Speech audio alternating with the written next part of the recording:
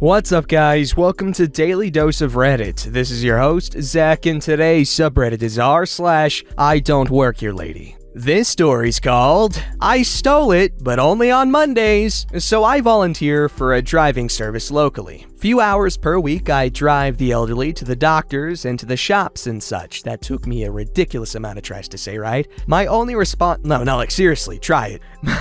My only responsibility is to bring them from A to B and back. But as it is often very frail, weak, or small people, I go in the shop with them and help them get stuff off the shelves and such. Oh my god. Because I want to. It's a small community. A number of people know me in the area. This is fine. Well, I drive on Mondays only. This happened last Saturday when I went to the shops to do my own shopping. A lady I'd not seen before, not the typical Karen look. She looked like a normal woman in her mid-50s, visibly stared at me as I walked past her. I think nothing of this. People are weird sometimes. I go about my shopping. She follows me. I know this because I do a pretty unusual tour through the aisles since I know what I need and where. Near the register, we have walked past at least 3 uniformed shop employees by now. She just jams her cart in front of mine, blocking the way. Excuse me, since you're obviously free, why haven't you offered to help me? I stare for a good 15 seconds because I don't know what I could possibly help her with. That she thinks I work there doesn't even occur to me. I've never worked a day of retail in my life. I'm a journalist, not even close to what she's after. With my shopping? If you need help, I suggest an employee. But you are free. I don't work here. Obviously not. This startled me. I didn't expect her to agree with me. Then why would I help you? You work for local service. No, I'm self-employed. I volunteer there on Mondays. Then help me already. By now, other people have started peeking into our aisle, her shrill voice having alerted others. I can see one of the shopkeepers debate whether or not to step in. Sadly, no. It's not Monday. If it was Monday, I still wouldn't help you because it's a members-only service. You're not a member. And if you were, I still wouldn't help you because my only responsibility is driving people around. I help sometimes because I want to, and I certainly don't want to help you. Well, I don't care. Okay, then neither do I. I give her cart a push and walk past with mine to the register, start unloading my stuff. The cashier is already giving her and me the side eye because she can see this isn't over. If you don't work here, how are you gonna pay for that? You are gonna pay, right? This startled both me and the shopkeeper. It's so dumb, I'm literally speechless for half a minute. Apparently, this shop is the only way to earn money now? I don't even know. No, I figured I was just gonna rob the store, to be honest. It is Saturday after all. You're so rude. I pay for my stuff. She's still following me, having abandoned her cart in the aisle. I stay near the counter to pack my groceries while she hovers around me still. You understand I'm not gonna help you. At all. Ever, right? I'll get you fired. I'm self-employed. I'm pretty sure I'm not gonna fire me. I managed to make it out the door, put my cart back, and carry my stuff to my car. I almost think I ditched her when she appears again, next to me, yelling in my ear. That's not your car! I have a small seat. Nothing fancy, but I own it outright. By now, honestly, I was just having a laugh at this woman. Then why do my keys unlock the door? I've seen your car. I mean, we're standing in front of it. No, your real car, the Volkswagen. It dawns on me what she means. The local service has 2 brand spanking new giant 7-seater electric cars, completely covered with stickers, ads, and so on for the driver service. Cars are white, stickers orange and green, very distinct. It's tacky as football, but the cars are great for people with limited movement because they're big. How anyone could think a car with all those ads belongs to a random person is beyond me, to be honest. That's not mine. This is. I just drive it sometimes. That's illegal. It's not? Have a great day. By the way, the store has probably put your stuff back by now. She ignores this completely as I get into the car, lowering the window so as to not tempt her to open the door or something. How did you get this car? No, I'm a fairly small woman. Just over 5 feet, very friendly face, generally quite approachable, but with a loud voice when I try. I tried. I freaking stole it, obviously! Murdered the owner as well! Keep yapping and I'll show you where they're buried! With that, I throw the car in gear, absolutely stomp the pedal to the ground, and race to the other end of the parking lot. I see her frantically scramble to what I assume to be her car, but by the time she's in it, I pulled into traffic and pretty much out of her sight. Just for fun, I parked a little down the road from my place, next to another identical seat, same model, same color, very similar license plates, just in case she comes looking. Sadly, she didn't. I didn't see her or her car again.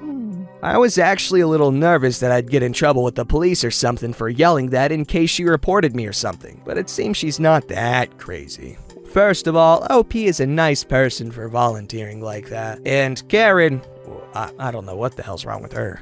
Alright, this story's called Nice Try, Karen, but you're not my mother. My original post got taken down for some reason by the mod, so I'm reposting it because 1, it's a good story to share, 2, there's nothing wrong with it and it's posted according to the rules, 3, I would like the mods to explain if they do take it down again what I did wrong so I can avoid the same mistake in the future. So in my first post on this Reddit, your name's not Karen? Not my problem. I gave some excess background, but that's because I have a lot more stories, not even limited to this Reddit. I decided to share another one. Where this story takes place is actually the only motel room access from exterior of building my parents have managed thus far. It's pretty old and a lot of things have to be manually done or switched on or off. So it was a Friday and early evening. I was heading down to the opposite side of the hotel to turn on the exterior lights, the electronic sign, parking lot lights, etc. This motel didn't have all the doors with electronic locks, so the door I had to get through was actual lock and key. So I'm walking down past all the rooms when a door behind me opens. I keep walking, barely throwing a glance over my shoulder. I eventually make it towards the end and am just about to pull out the key when I hear rapid footsteps. I turn around, stopping another wild Karen in her tracks. Alright, she didn't really look like a Karen, but I had been in the lobby when she checked in, and yeah, no doubt about it. For a second, she actually hesitates to talk, almost fooling me into thinking, oh, great spaghetti monster, was I wrong about her? Ha!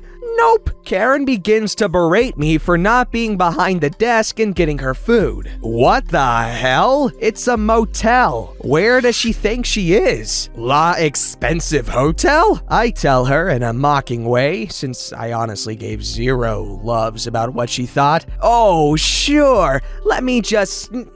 I can't snap. There we go. Snap my fingers and conjure food from the non-existent kitchen, Your Highness. She did not like that. I was sure she would start yelling at me for mocking her, but nope. You're a witch? Once more, I ask, what the hell? This just took a turn that made me long for a big stick to smack her upside the head with, because something was obviously just rolling around up there. Maybe if I smacked her hard enough, I could make her qualify to be shipped up to the loony bin or the funny farm. I start laughing in her face, mostly for my own thoughts. Her face starts to turn this shade of red that makes me laugh even harder, because it makes her look like the tomato from VeggieTales in a blonde wig. Oh boy. Why are you laughing? I'm the manager's wife and I can fire you. Still laughing, I'm bent over trying to breathe properly with tears streaming down my face from laughing so hard. That makes me start snorting from breathing in and out at the same time. I know, that's total broccoli salad. I wrote in my first post about my parents, right? My parents are the collective manager here. She has no idea. I eventually take a breath, clench my nails into my palms, and look this Karen straight in the eyes. You'd fire your own daughter, Mom? I later told my mother about this, and she kinda found it insulting I'd say that. My mom is so much better looking according to my father.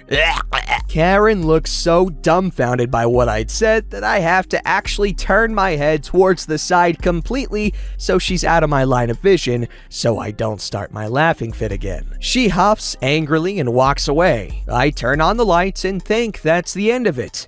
Nope. The morning shift typically has to clean up breakfast, and since I was helping my dad, who at the time was suffering from something unknown in his legs that made it painful to walk, I was the one that was cleaning up breakfast. It's from 6 to 9, and it was about 15 minutes from 10. I was just wiping down the counter now. Nothing was left from breakfast on the counter except for coffee for guests. I go into the back office and started washing dishes, which means that my dad has to keep his ear out for door chimes to go off, signaling that someone has come in. I'm in the middle of washing dishes when I hear yelling coming from the front. I'm greatly concerned for my dad and rush towards the office, grabbing my phone from the desk in case I had to call 911. I didn't. Lo and behold, Karen had arrived. She was yelling at my dad about how there was no breakfast set out, how he was a crappy employee, and how she knew the manager. Yeah, well, she did.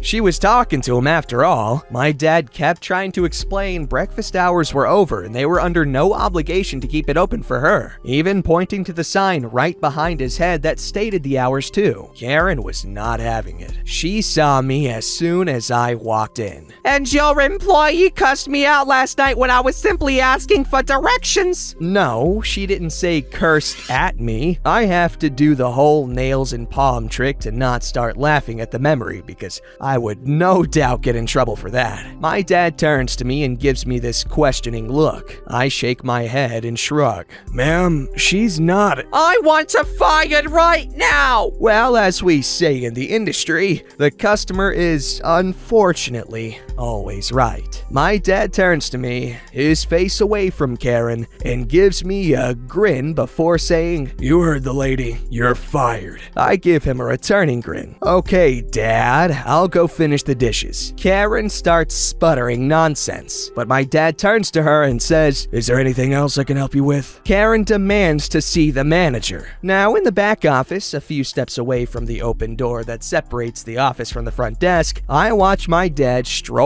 into the office in quite a bit of pain, which made me mad, close the door, wait a minute before he walks back out and says, "I'm the manager here and I'm asking you to leave the property." Karen screams. Well, then I'm not paying. Okay, guess what? You already paid at check-in with cash that requires a $50 deposit, so therefore you're not getting it back. My dad shrugs and I walk out from behind the desk a moment later to refill the coffee pot, where Karen has moved to get some. That's right, she didn't leave. Karen starts yelling at me. It's endless screaming and yelling, I swear. What the hell are you doing? You're fired. I smirk and tell her two things. One, I'm the manager's daughter and not actually an employee. Two, the coffee here is for paying guests, and since you clearly stated you're not paying, you can't have any. The coffee was out anyway, so she couldn't get any even if she tried. Karen, now understanding why I had called her mom the previous night, storms off. I don't see her again for the rest of the weekend. Which to Wild Karen 0. Edit number 1! I wasn't paid as an employee, so no, I didn't technically work there. I only really helped out. And there isn't a kitchen, but in the back,